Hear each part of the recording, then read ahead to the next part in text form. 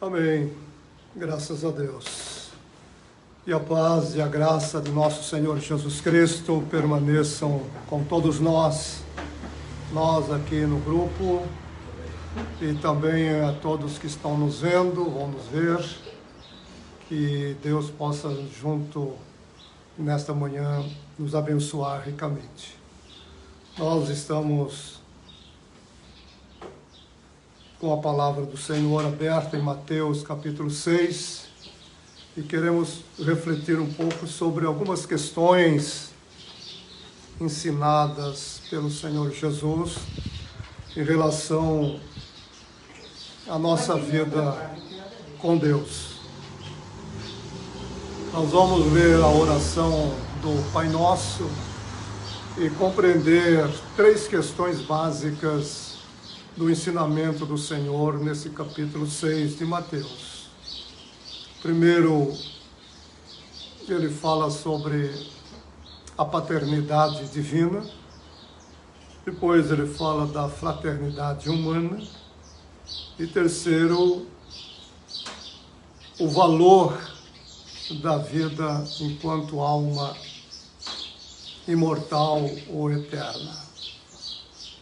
Então, a perspectiva da visão da vida com o Senhor, tendo como Deus Pai, o nosso próximo, semelhante irmãos, e o valor que cada um de nós tem,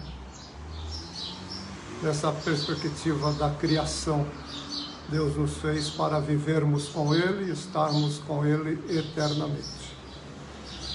Então, na oração do Pai Nosso, o Senhor Jesus diz aos seus discípulos, e podemos dizer que Ele também disse a nós: portanto, orem da seguinte maneira: Pai nosso que está no céu, santificado seja o teu nome, venha o teu reino, seja feita a tua vontade, assim na terra como no céu.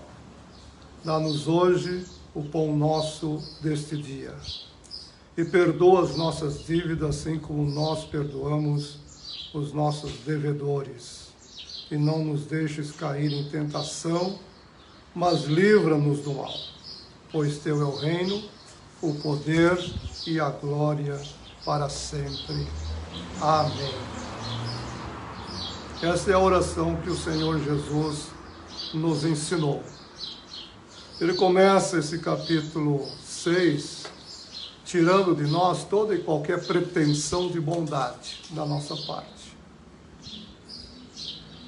Ele vai mostrar que as nossas ações ou boas obras, esmola, como queremos colocar, elas não têm valor algum se não forem feitas na perspectiva de Deus.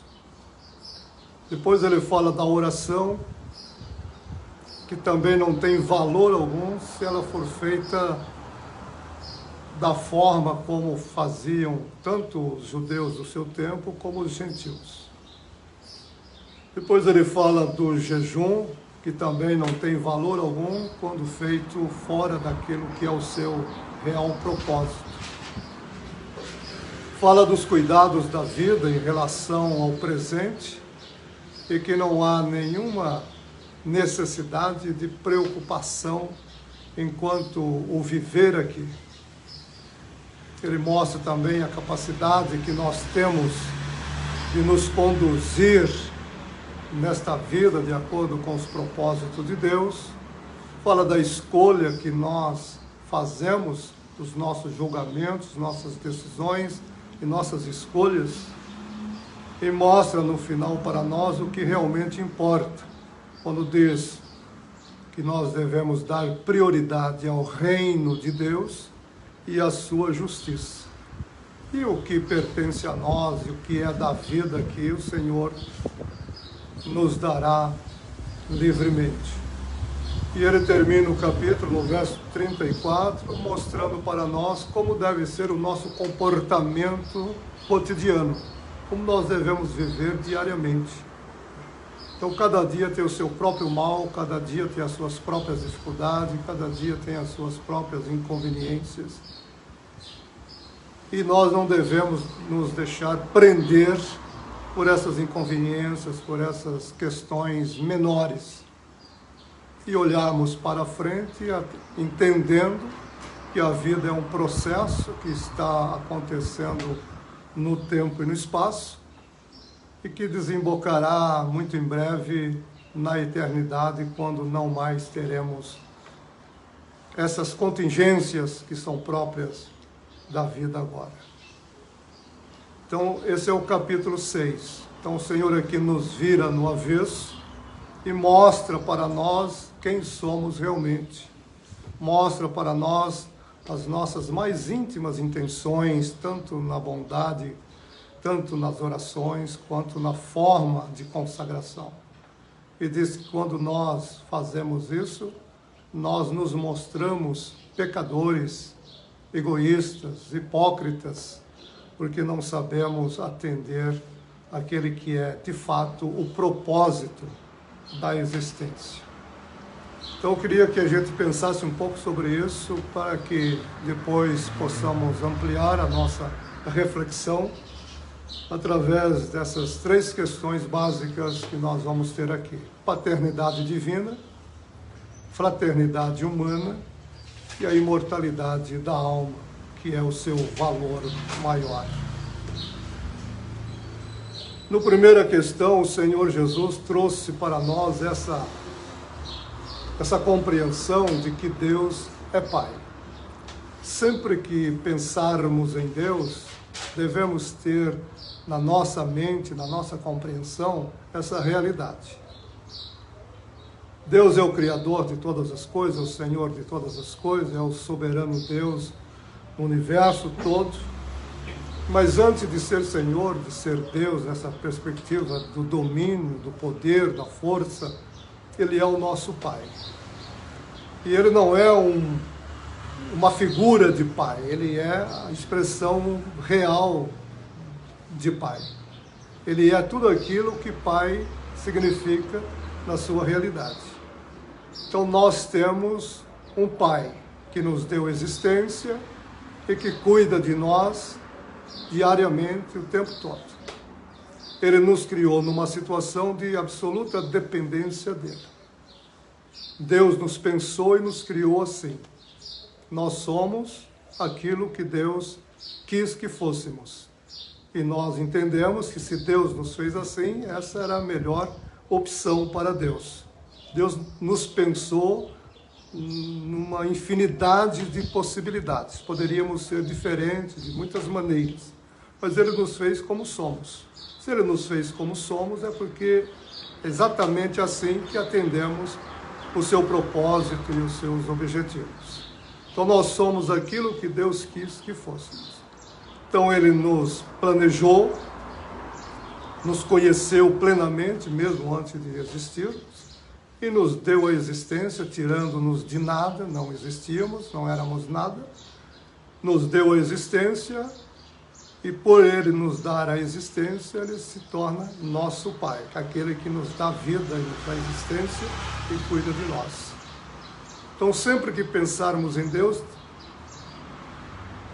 devemos considerar, em primeiro lugar, essa verdade: Deus é Pai. A nossa visão de Deus, na forma tradicional e convencional, é sempre de um ser que está no céu esperando que façamos para Ele alguma coisa. É sempre alguém que espera de nós louvor, que espera de nós presente, que espera de nós sacrifícios.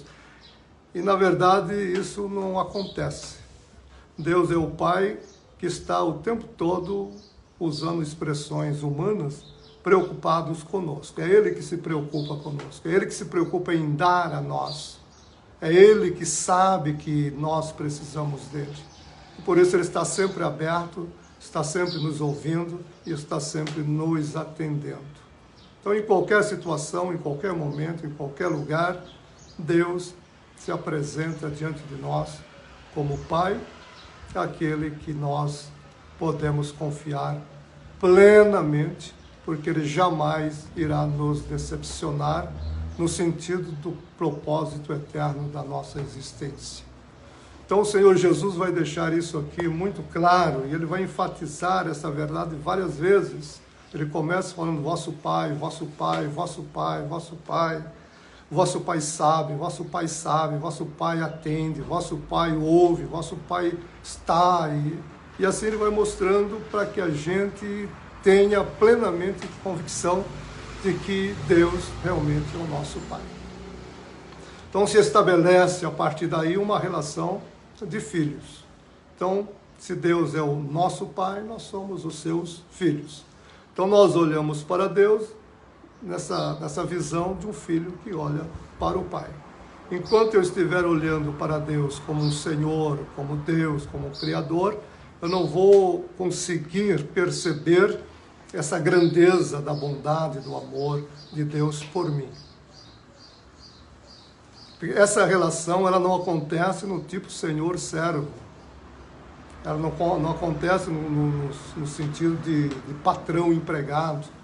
Não, é pai e filho. Assim como nós olhamos para os nossos filhos como pai e não exigimos dele coisa alguma, não queremos deles coisa alguma, nós só queremos que eles tenham vida boa, que eles melhorem, que eles cresçam, que eles vivam bem. Essa é a nossa satisfação, esse é o nosso prazer. Quanto melhor os nossos filhos estiverem vivendo, mais felizes nós ficamos. Levado isso à grandeza infinita, é o que Deus quer de nós. Deus se alegra em nos ver vivendo bem, crescendo, prosperando, enfim, tendo a vida que Ele planejou para nós. Então nós não somos servos de Deus, no sentido de pertencermos a Ele, porque Ele nos criou, nos comprou e agora somos dele, portanto temos que atender seus caprichos, seus interesses. Não, tudo que Deus fez, Ele fez em amor, em bondade, em misericórdia.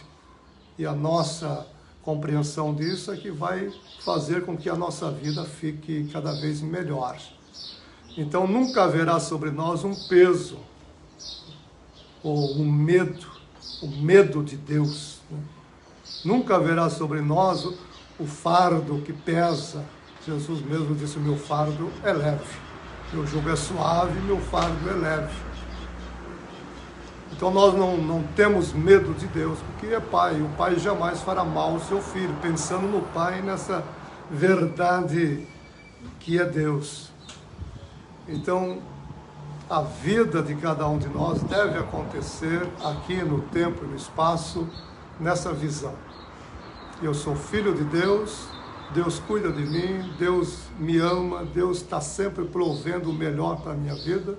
E nessa jornada que eu estou vivendo, vai terminar bem. A minha vida aqui, ela vai acontecendo dia a dia, e o seu final será um final feliz. No caso de Apocalipse 22, 4, nós estamos caminhando em direção a um momento quando nós poderemos ver. Não sabemos de que maneira isso se dará, mas o autor do Apocalipse diz, veremos o rosto de Deus, veremos a sua face. Deus nos elevará numa condição tão maravilhosa, tão grandiosa, tão gloriosa, que nos será possível ver o seu rosto. Se na sua realidade plena ou não, não importa. Mas o que vamos ver de Deus será algo realmente glorioso. Então Deus está nos levando para esse momento glorioso. Então nós estamos caminhando em direção a esse dia feliz. Não é um dia de tormento, de dor, de sofrimento, mas é o dia da plena libertação mental, psíquica e tudo mais que em nós há. Até o nosso corpo receberá glorificação, será espiritualizado à semelhança do corpo do Senhor Jesus, e a nossa vida nessa relação eterna com Deus será plena. Então, nunca pensar em Deus como um Senhor que está ali com um chicote na mão, esperando o nosso primeiro erro para nos castigar, nos punir. E também não pensar que Ele está aguardando, ansioso, um momento de nos fazer perecer eternamente. Mas Ele está o dia todo, o tempo todo, esperando pelo momento quando todos nós, numa situação agora de possibilidades plenas, estar com Ele contemplando a sua face. Então, se Ele é Pai, não podemos pensar dele outra coisa senão isso. De outra forma, não seria Pai. Então, o Deus da mitologia, por exemplo, que misturou muito com o entendimento cristão desde lá do princípio, então são esses deuses caprichosos, esses deuses iracundos, esses deuses que estão o tempo todo querendo o sacrifício das pessoas. Então, essa mistura com a visão de Deus segundo Cristo prejudicou e muito o entendimento dos cristãos a respeito de Deus. Até as orações de muitos cristãos seguem essa visão torta de Deus. A gente ouve pessoas até orando para Deus punir alguém, pesar a mão sobre alguém, castigar alguém. Não é incomum você ouvir pessoas orando a Deus para que outros seus desafetos pereça ou sofra alguma consequência como castigo. Então, essa distorção do entendimento de Deus prejudica a vida cristã e prejudica a nossa vida com Deus.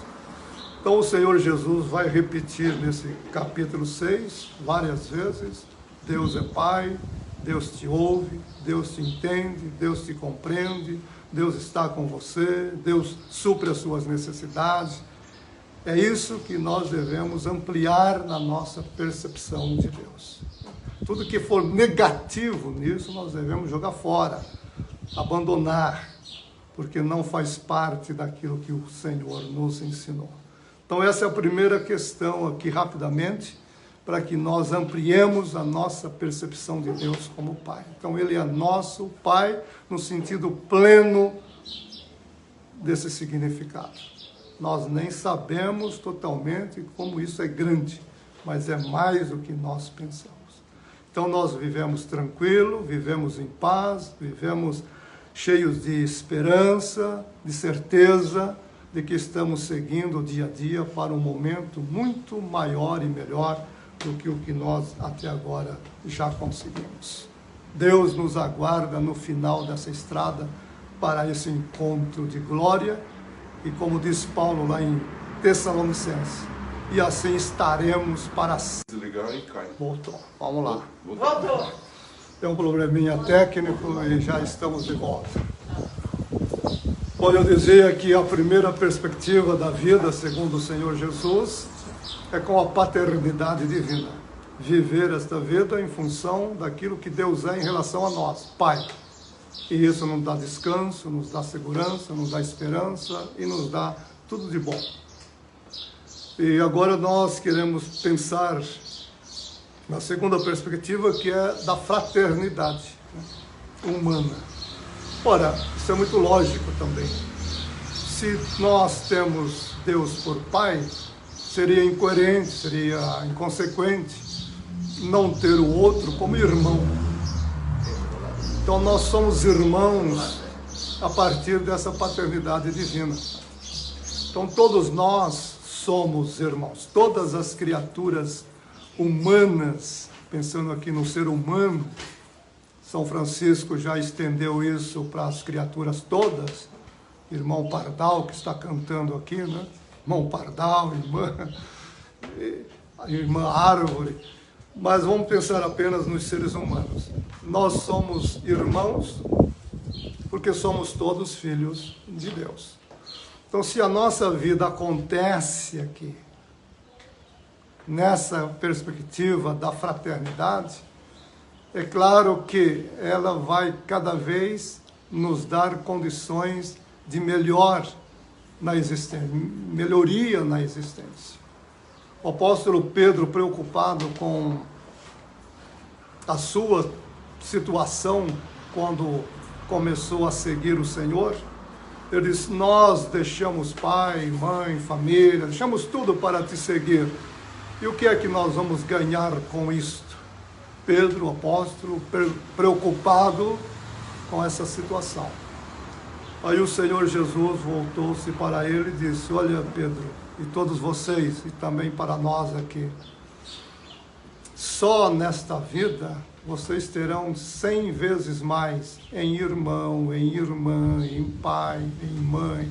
Quer dizer, a partir do momento que você entende a vida na perspectiva da fraternidade, você vai perceber que você está convivendo dentro de um ambiente de família, né? Então todos são seus irmãos, todos são suas irmãs, todos são suas mães, e assim você não terá nenhum momento de abandono ou de solidão, porque você estará sendo acolhido, você estará sendo amparado, você estará sendo ajudado, você estará sendo motivado e animado por muita gente que, como você, também invoca a Deus como Pai. E aí o Senhor ainda faz um acréscimo, diz: e quando tudo isso aqui terminar, quando a vida do tempo e do espaço terminar, você terá a vida eterna, você entrará na beatitude da vida, nessa bem-aventurança eterna que é a vida. Então não se preocupe de ter deixado alguma coisa para se tornar meus discípulos, porque você só está lucrando. Você já começou a lucrar e vai lucrar ainda muito mais no final. Então a vida cristã, ela deveria ser vivida, eu estou colocando deveria, porque ela não está acontecendo assim. Ela deveria ser vivida dessa perspectiva da irmandade. Então não era para ver essas diferenças, não era para ver essas fragmentações cristãs, não era para ver essa multiplicidade de cristianismos, e cada um com a sua própria visão, com o seu próprio entendimentos e preferências. A vida cristã era para acontecer no mundo como uma família, todos, em geral. Imaginemos a igreja se ela estivesse vivendo no mundo nessa perspectiva, a força que ela estaria mostrando ao mundo, o testemunho que ela estaria dando ao mundo, a grandeza que ela seria diante deste mundo. Porque seria uma família, nessa unidade, nesse amor, nessas relações de misericórdia, compaixão uns para com os outros. Então o testemunho cristão seria uma maravilha no coração e na mente das pessoas. É que nós, como os cristãos, não vivemos isso, na maioria das vezes, e até brigamos uns com os outros, discutimos uns com os outros, e o mundo olha para nós e não vê aquilo que somos. Jesus foi muito claro quando disse aos seus discípulos: o mundo só saberão que vocês são meus discípulos se vocês amarem uns aos outros como eu amo vocês. Se esse meu amor for o amor de vocês uns pelos outros, certamente vocês não precisarão falar nada, porque o mundo se convencerá de que vocês são meus discípulos. Então, essa visão da vida acontecendo dentro dessa irmandade, dessa família, é o que deveria ser o cristianismo no mundo, na terra, em todo o tempo. Mas como ele não é visto assim, nós deixamos de atender o propósito do Senhor nas nossas relações. Então, se a primeira questão, a perspectiva é da paternidade de Deus, se nós todos olhamos para o céu e dizemos: Pai nosso que está nos céus, veja que coisa fantástica isso. Nós olhamos para o céu e nós dizemos: Pai nosso. Esse nós é que às vezes não aparece. O Pai nosso está na boca de todos, porque todos querem ter Deus como Pai. Mas nós, ter o outro como irmão, aí já não é tão simples assim. Mas é o que o Senhor diz que deve ser. De outra forma, nossas esmolas, nossas boas obras não terão nenhum valor, nossas orações perderão seu sentido, e os nossos jejuns e as nossas consagrações nossas dedicações perderão seus significados.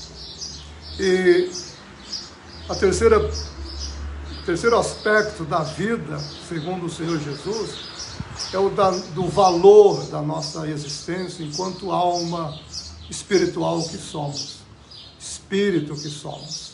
Então nós não somos esse corpo material apenas, esse corpo também faz parte da nossa realidade, mas nós não somos isso que aparece em nós.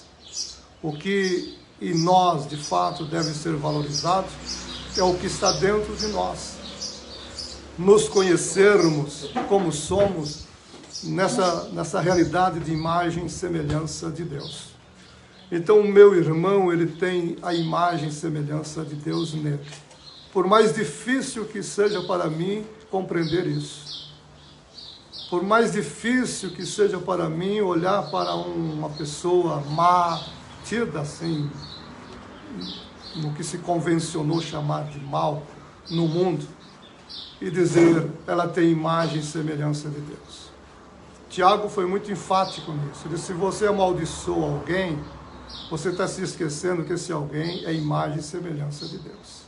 Se você fala mal de alguém, você está esquecendo que esse alguém é imagem e semelhança de Deus. Logo, você está falando mal da imagem e semelhança de Deus. Você está amaldiçoando a imagem e a semelhança de Deus. Você está se voltando contra a imagem e semelhança de Deus. E ele acrescenta ali dizendo, se você é uma fonte de água, você não pode jorrar ao mesmo tempo água doce e água amarga.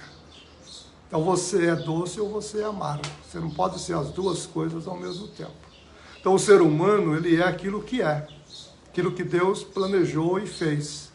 Ele é a imagem e semelhança de Deus. Não importa o que ele se tornou, não importa o que ele esteja fazendo agora. Para além do que ele se tornou, para além do que ele faz agora, nós temos que enxergar clara e objetivamente o que ele é em relação a Deus. Imagem e semelhança de Deus.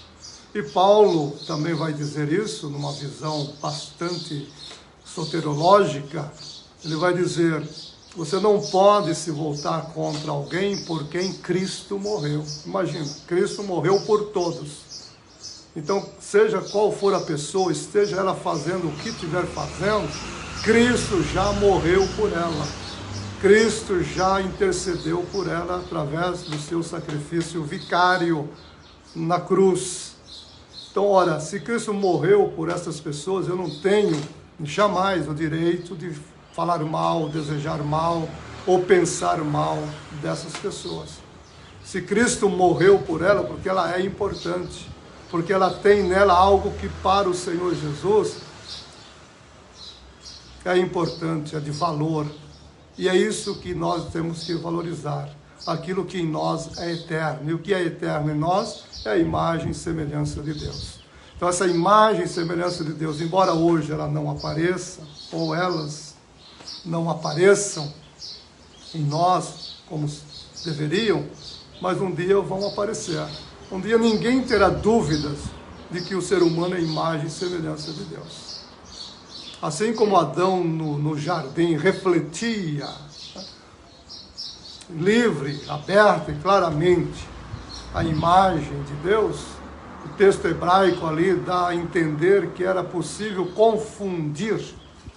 Se você visse Adão vindo em sua direção, você não saberia dizer ao longe se era Adão ou se era Deus. Vem alguém lá, não sei se é Deus ou se é Adão. A semelhança, a imagem era assim, é o que diz o texto bíblico. Só vai sendo diferenciado a partir da aproximação, porque haveria ali um modo de diferenciá-lo.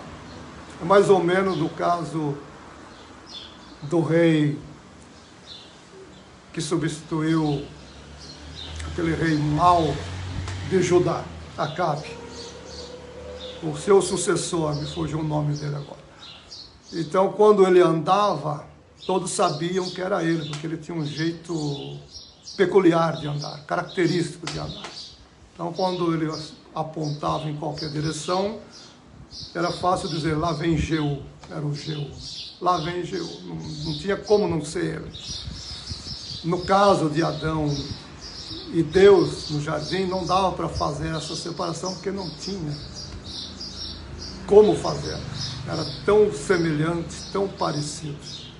Então o Senhor Jesus está mostrando para nós que o valor da nossa vida não é o que nós nos tornamos, não é o que nós vemos agora. O valor da minha vida não é o que eu sou agora. Quem olha para mim agora pode até me amar e me querer bem, mas não vê em mim o que eu sou de fato. Que aquilo que eu faço, aquilo que eu realizo é muito mais evidente do que aquilo que eu sou na minha intimidade. Então, quando nós entendermos que o outro,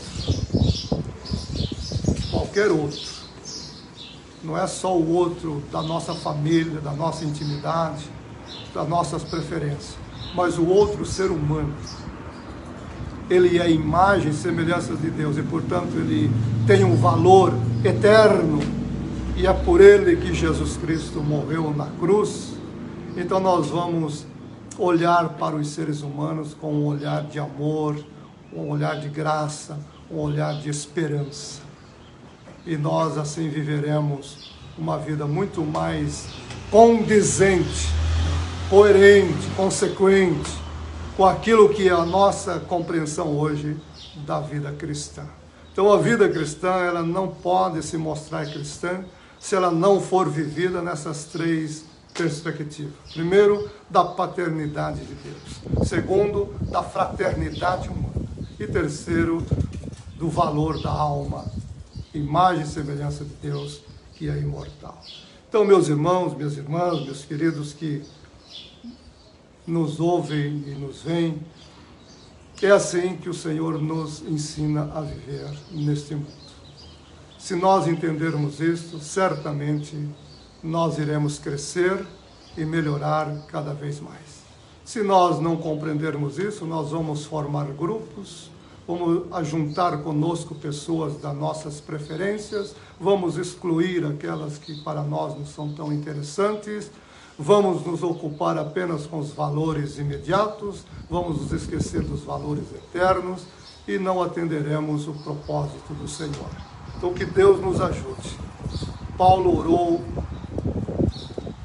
a Deus em favor dos Efésios, cristãos Efésios, pedindo para que eles fossem iluminados nos olhos do entendimento deles, para que eles compreendessem a vida nessa perspectiva.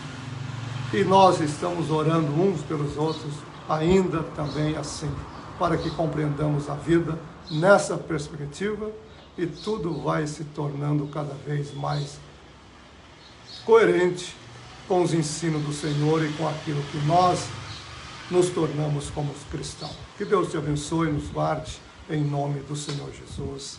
Amém e amém.